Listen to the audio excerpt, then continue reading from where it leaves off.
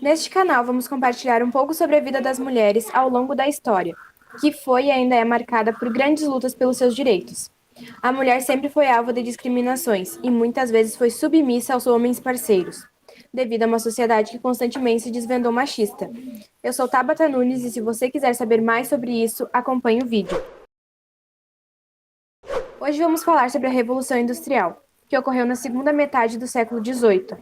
Porém, foi em 1789 que as reivindicações das mulheres começaram a tomar corpo, com a exigência de melhores condições de trabalho, acesso à cultura e igualdade entre os sexos. Para nos ajudar a entender melhor a vida das mulheres nesse período, convido agora a professora Daiane para realizar sua apresentação, falar um pouco sobre sua trajetória profissional e responder algumas perguntas sobre este assunto. Seja muito bem-vinda, prof.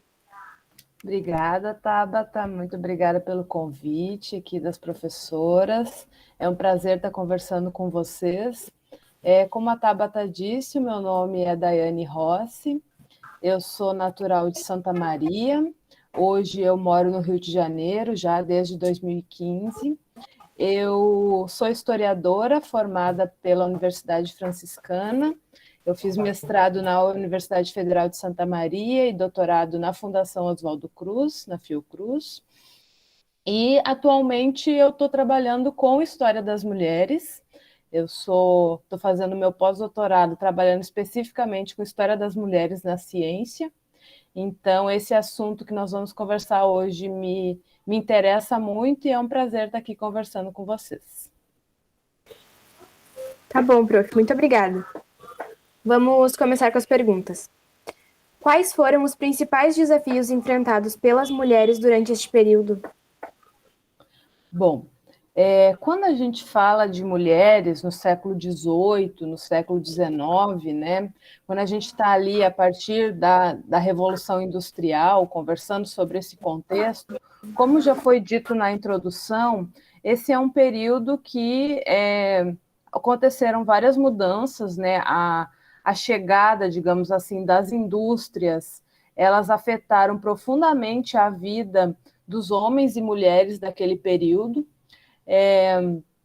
a implantação, né, de indústrias, inclusive lá no início, né, quando foi substituída aquela mão de obra que era mais artesanal por uma mão de obra industrial, inclusive isso tirou o trabalho das mulheres, né, de algumas mulheres que trabalhavam ali artesanalmente, fazendo os seus produtos, e aí a fábrica, né, veio ali substituir essa mão de obra.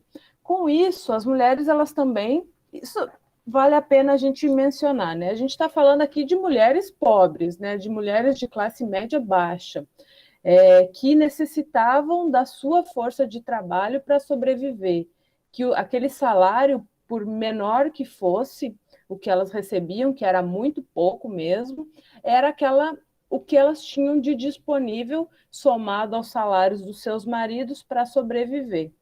Então, a gente tem aí no século XVIII e no século XIX uma complementariedade de salário entre homens e mulheres. No entanto, essas mulheres que trabalhavam nas indústrias nesse período, elas, como também foi dito na introdução, elas acabavam sofrendo uma série de represálias, uma série de problemas. Elas eram assediadas no trabalho, elas eram consideradas incapazes de trabalhar por serem mulheres, né? Mas isso não tirou delas aquele espaço. Apesar de todos esses desafios, né, que elas enfrentaram, elas estavam ali trabalhando. Inclusive, a gente vai ter mais ou menos por volta do final dos anos 1830 na Inglaterra, cerca de 77%, quase 80% das pessoas que trabalhavam nas indústrias inglesas naquele período eram mulheres. Também no Brasil, quando a gente avança um pouquinho mais no século XIX, no final do século XIX, em São Paulo, mais de 60% das mulheres eram, mais de 60% da população que trabalhava em indústria eram mulheres, né? Então, a gente tem muitas mulheres trabalhando nesse contexto e outros desafios também, né? Nós temos ainda no século XVIII e no início do século XIX jornadas diárias de até 18 horas na França e na Inglaterra. Então, nós temos uma mulher que está ali trabalhando praticamente o dia inteiro na indústria e também, muitas delas sem folga, ou a maioria delas trabalhando 6 dias por semana, nessas jornadas completamente desumanas, né?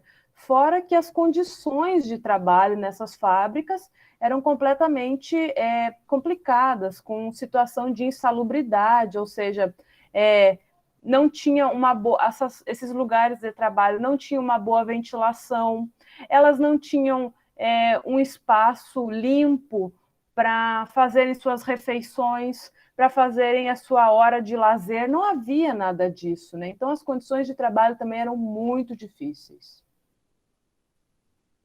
Sim, eu me lembro até que eu estudei em história que as pessoas trabalhavam durante 16, 18 horas por dia, um trabalho cansativo que requeria muito do esforço físico das pessoas. Aí se machucavam, tinham que trabalhar machucado mesmo, porque os patrões não davam importância, não estavam nem aí se as pessoas estavam machucadas, se estavam bem, elas tinham que trabalhar, mesmo recebendo muito menos que um salário mínimo, né? Exatamente, exatamente. E nem essa ideia de salário mínimo a gente tinha, né? Elas recebiam por hora e era um valor muito pequeno. E era exatamente isso que você está dizendo. Elas trabalhavam, se machucasse, trabalhava machucada. Se tivesse grávida, trabalhava grávida até praticamente ganhar o filho dentro da fábrica, né? Não tinha nem essas questões que a gente conhece hoje, né, de direitos trabalhistas, né, de leis trabalhistas. Isso é algo muito novo. As leis trabalhistas no Brasil não têm nem 100 anos, que garante 13º, que garante férias, que garante licença maternidade, que garante atestado de saúde, atestado médico. Isso aí são legislações que são muito recentes na nossa história, né? Então pensem e tentem imaginar esse mundo em que não há nada disso, né? As condições hoje já são difíceis as condições de quem trabalha numa fábrica. Imagine isso sem nenhum tipo de direito social, né? Sem nenhum tipo de condição. Se hoje em dia, mesmo com a legislação, já é muito difícil, às vezes, a gente entrar e ganhar contra a empresa alguma causa trabalhista, imagina antigamente, que não tinha um direito pré-estabelecido para aquelas pessoas. Tu tem que trabalhar porque tu tem que sustentar tua família e azar a condição que é. Te vira, vai ter que trabalhar, dá o teu jeito. E também uma coisa que é terrível e apavorante, as mulheres eram abusadas dentro das fábricas, elas sofriam assédio, elas apanhavam, elas chegavam em casa, contavam para alguém, tá, mas não podemos fazer nada. Tecnicamente, elas eram propriedade daquele homem que contratou ela para trabalhar na fábrica, padaria, tanto faz o que fosse. Ela tinha que aceitar quieta. Isso é terrível. Exatamente, exatamente. Não havia nenhum tipo de legislação que protegessem essas mulheres, né? Seja protegessem no sentido trabalhista, né, dando condições para que elas pudessem se manter no trabalho, mas tivesse algum tipo de afastamento quando necessário, quanto no sentido pessoal, né, não havia, se o patrão assediasse elas, não havia o que protegesse ela de poder processar esse cara, por exemplo, né? Isso aí é algo que ainda hoje, quando uma mulher processa um homem por assédio, ela ainda é desconfiada, né? Ainda se desconfia dela. Será que é mesmo? Mas o que ela fez? Eu aposto que uma primeira pergunta que vem na cabeça de um homem quando acontece isso é: mas o que essa mulher fez? O que que ela Ela estava fez para usando? merecer? O que ela estava usando? Que tipo de roupa era essa? Não, mas ela, peraí, vamos ver se ela não mereceu. Então, isso é hoje, né? Isso a gente está falando em 2021. Imagine isso em 1850. Sim, naquela época nós éramos vistas como objetos, propriedade dos outros. Eu te contratei, tô te pagando para te trabalhar aqui comigo. Agora tu vai ter que fazer o que eu quiser. Agora tua vida é minha propriedade. Isso é extremamente rude, estúpido, nojento. Não tem nem palavras para descrever. Bom, vamos para a segunda pergunta. Qual foi o marco e ou conquistas mais importantes para as mulheres durante a Revolução Industrial?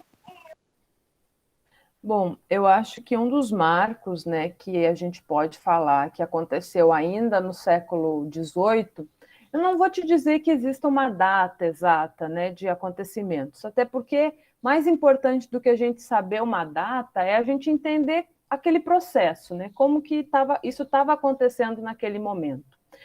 E no momento do século XVIII, do século XIX, né, ainda pensando nesse contexto da Revolução Industrial, acho que o principal marco desse momento foram os levantes feitos pelas mulheres. As mulheres, elas, embora tivesse todo esse estereótipo em torno delas, de que elas eram pacíficas, de que elas eram isso era fato, que elas eram uma mão de obra mais barata, era fato. Mas isso não significava que elas fossem pacíficas, né? Não significava que elas não fossem se rebelar contra os seus patrões, contra aqueles lugares de trabalho que elas estavam.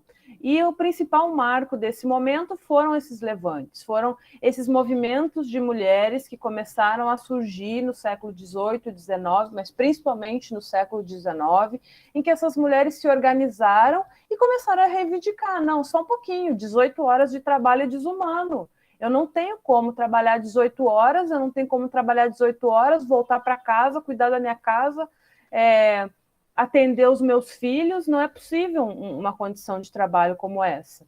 E foi a partir de vários levantes de mulheres que, como eu disse, eram, em alguns lugares, a maioria desse operariado, que muitas das conquistas que nós temos processualmente até hoje foram conquistadas, né? Como a diminuição no horário de trabalho, como a possibilidade de ter férias, a possibilidade de ter horas de intervalo e outras tantas conquistas, né? Como o voto feminino, né? Que foi também uma conquista a partir de muita luta das mulheres, né? Então, essa organização das mulheres, eu acho que é o principal marco, assim, quando elas começaram a se organizar e a lutar contra esse sistema que encarcerava elas dentro dessas fábricas.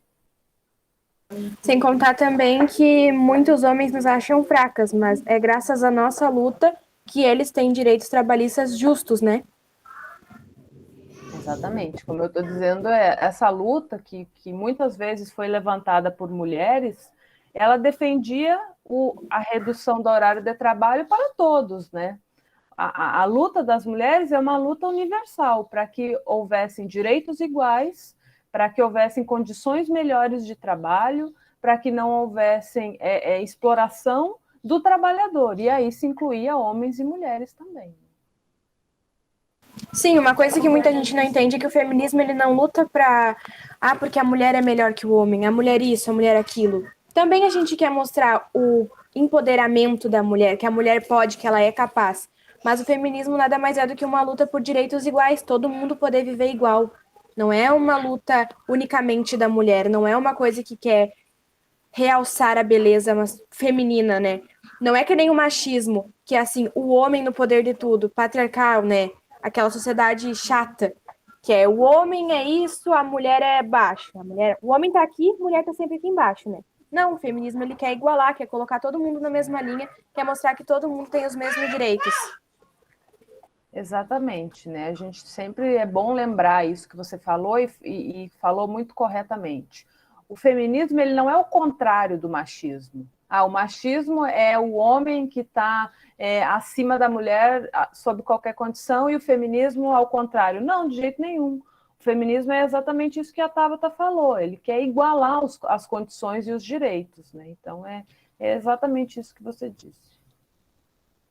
Sim. Vamos para a terceira pergunta.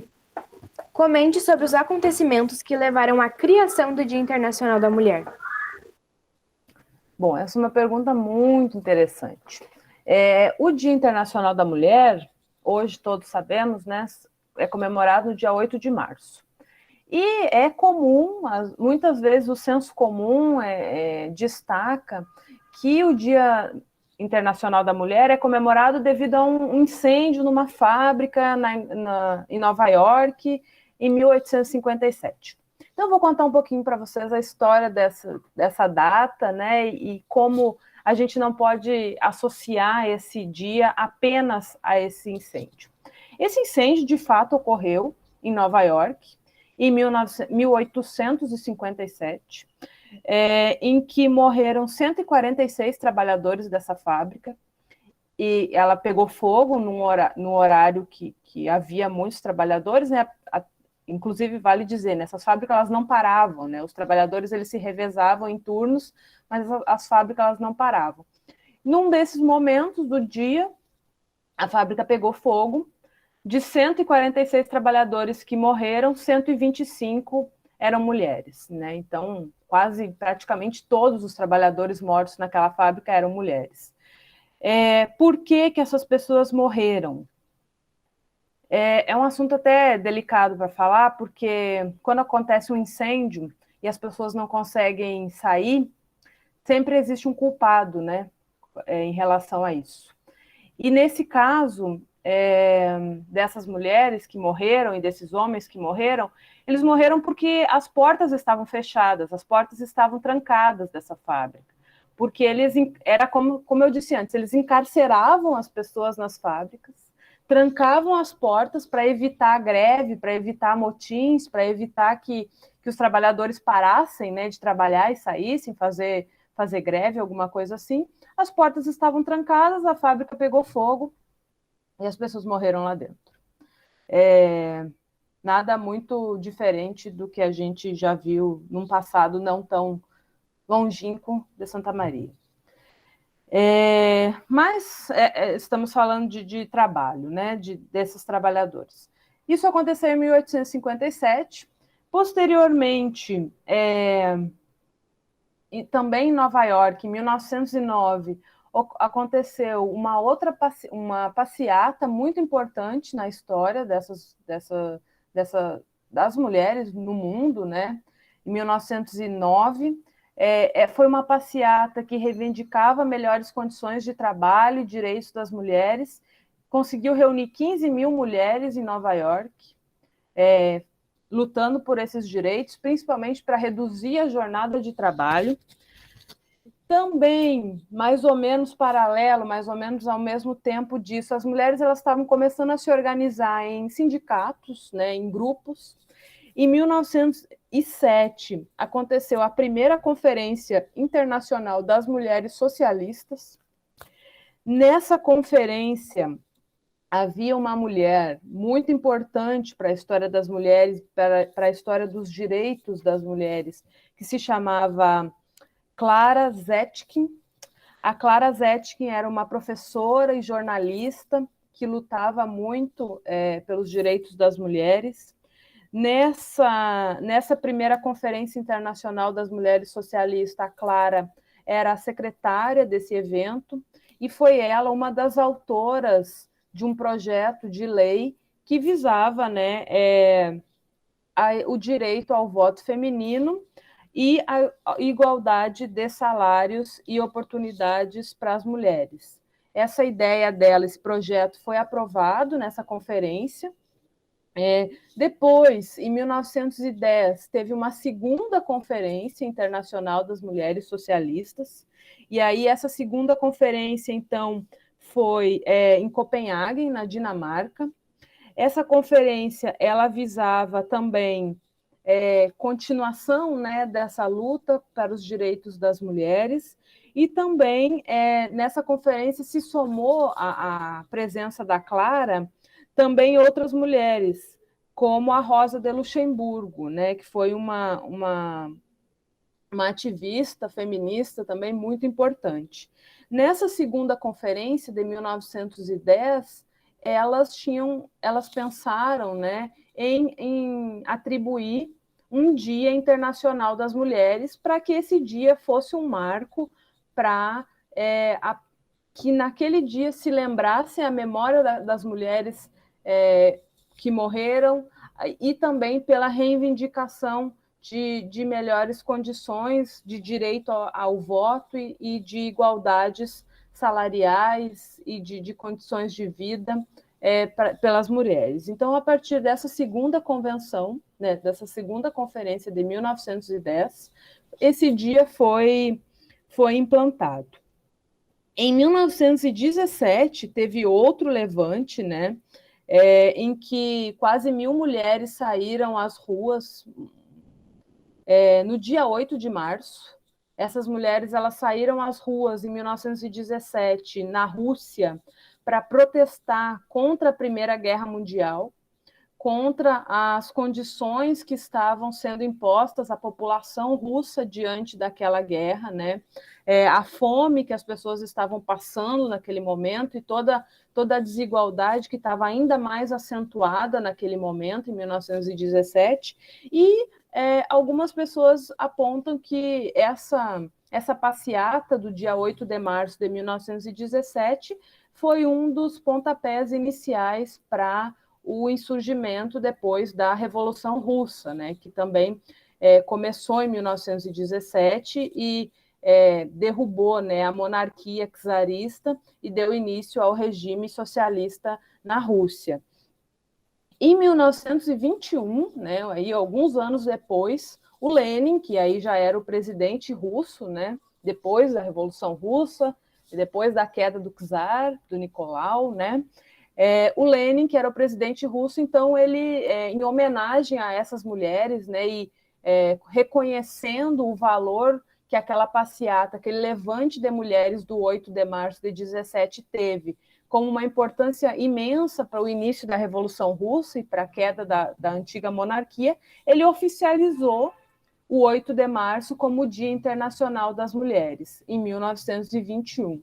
Mas foi só em 1975 que a ONU, né, a Organização das Nações Unidas, enfim, oficializou mundialmente essa data como o Dia Internacional das Mulheres. Então, vocês vejam que é um processo aí que eu citei várias datas, né? É um processo longo, de muita luta dessas mulheres que, enfim, oficializou o 8 de março, e o 8 de março, ele é um dia, como vocês viram, é um dia de luta, né? É um dia de lembrar dessas mulheres que nos precederam, dessas feministas, dessas mulheres importantes, dessas mulheres que saíam às ruas para lutar por melhores condições de vida, por direitos sociais, civis e políticos, né? E o 8 de março não é o dia de ganhar uma flor, como os homens adoram nos dar, né? O dia 8 de março é um dia de lembrar que ainda há muita luta e houveram muitas mulheres que lutaram para que a gente estivesse hoje aqui conversando juntas, né? Exatamente, prof. Também, às vezes, a gente escuta alguns questionamentos do porquê não existe o Dia do Homem. Mas por que vai existir o dia de alguém que sempre foi tão exaltado pela sociedade, alguém que não passou tantas dificuldades como nós, alguém que não lutou tanto para ser visto, para mostrar que era capaz de alguma coisa, né? Não tem por que ter o Dia do Homem, né? Não tem sentido. Até tem, eu acho, o Dia do Homem, eu nem sei que dia é comemorado, mas aí não é uma data completamente diferente, não é uma data de luta, não é uma data reconhecida mundialmente, é uma data por isso, porque algum homem resolveu que se tem o Dia da Mulher, tem que ter o Dia do Homem, e foi lá e implantou um dia qualquer para comemorar o dia deles. Mas é isso, né? A gente está ali, vocês vejam que as mulheres elas estão sempre anos atrás, séculos atrás do homem em questão de direitos políticos, de direitos trabalhistas, de direitos sociais. Então, o 8 de março é para marcar essa data, né? E para lembrar o quanto é sempre necessário continuar lutando, né? Para que as mulheres tenham as mesmas condições na sociedade. Exato. Bom, quarta e última pergunta. Houve alguma figura feminina de destaque durante a Revolução Industrial? Cite a mais relevante e justifique essa relevância. Bom, durante a Revolução Industrial, a gente pode falar da Revolução Industrial num jeito mais amplo, né? Que é essa sucessão de acontecimentos e revoluções que ocorreram dentro do mundo das fábricas, né? Do mundo fabril. Então, pensando na Revolução Industrial desse jeito mais alargado, em que envolve várias mudanças em torno das condições de trabalho nas indústrias e das condições de trabalho das mulheres dentro desse espaço, a gente pode dizer que sim, um nome muito importante dessa luta feminina, dessa luta feminista, e da luta pelos direitos das mulheres foi a Clara Zetkin, Clara Zetkin, essa mulher que foi tão importante para a implantação do Dia Internacional das Mulheres, mas que foi tão importante de uma maneira ampla pelo direito das mulheres. A gente pode citar também, como eu disse, a Rosa Luxemburgo. Rosa Luxemburgo foi uma filósofa que no século XX, em 1919, ela foi assassinada, foi presa. Era uma mulher que também lutou muito pelos direitos das mulheres, pelo direito das mulheres terem voz e serem ouvidas, pelo direito das mulheres de votar e de ter as mesmas condições, né? Então, eu diria esses dois nomes, né?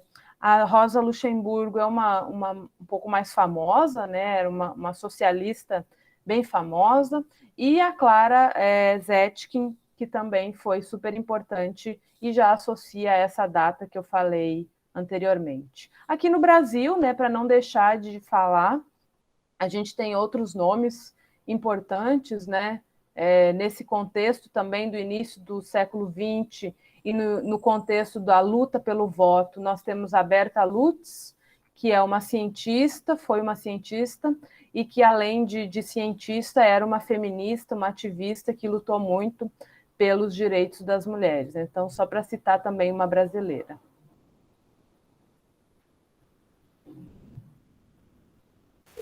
Bom, prof, muito obrigada. Adorei as respostas da senhora. Alguma parte do conteúdo eu já conhecia por causa da matéria escolar, né? Que a Revolução Industrial é matéria de história, né? É conteúdo nessa disciplina. E eu sou uma pessoa apaixonada por história.